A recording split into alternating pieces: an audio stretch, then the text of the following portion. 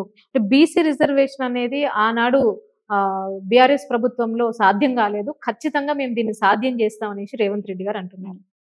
సాధ్యమైతదా ఇప్పుడు ఈ గవర్నమెంట్‌లో ఇది? అంటే మీకు ఈ 22 నెలల నుంచెల్లి 24 నెలల నుంచి దాదాపుగా ఇంకొక 2 నెలలైతే 2 సంవత్సరాలైతే బీసీ కమిషన్ నివేదిక ఆధారంగా అధికారంలోకి వచ్చిన 6 నెలలలోనే బీసీలకు 42% రిజర్వేషన్ ఇస్తాము, స్థానిక సంస్థల ఎన్నికలల్లో చట్టబద్ధత చేస్తాము అని చెప్పిండ్రు.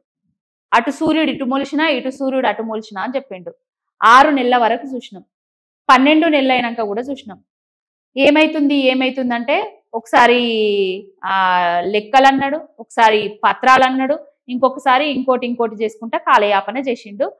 అయిపోయిన తర్వాత తీరా వీళ్ళే కోర్టుకు పోతారు, మళ్ళీ వీళ్ళే కోర్టు కొంతమందిని పంపిస్తారు, మళ్ళీ అక్కడ స్టే అంటారు, మళ్ళీ ఇక్కడ రంగులు పూసుకొని జంతర్ మంతర్ పోతారు, ధర్నాలు చేస్తారు, రాస్తారోకలు చేస్తారు. అక్కడ నుంచి అయిపోయింది, సంతకం అయిపోయింది, బీసీలకు రిజర్వేషన్ అయిపోయింది, బుక్క గులాలు జల్లుకోరి రంగులు జల్లుకోరు అనేసి అది ఏదైతే ఉందో కాంగ్రెస్ పార్టీ ఆఫీస్ దగ్గర రంగులు జల్లుకుంటారు, బీసీలకు రిజర్వేషన్ వచ్చిందని చెప్తారు.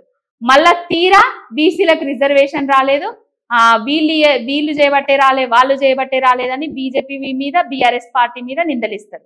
ఇవ్వడం చేతగాక ఇచ్చే తెలివి లేక ఆనాడు కేసీఆర్ గారు ఇద్దామని చూస్తే కూడా ఆపింది వీళ్ళే.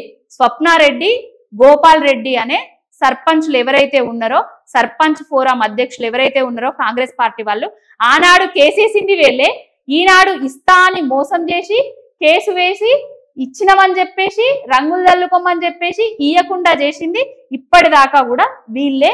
వాళ్ళు ఇచ్చే తెలివి లేదు, వాళ్ళు ఇవ్వరు. ఇదంతా బీసీల మీద కపట ప్రేమ చూపిస్తున్నాడు.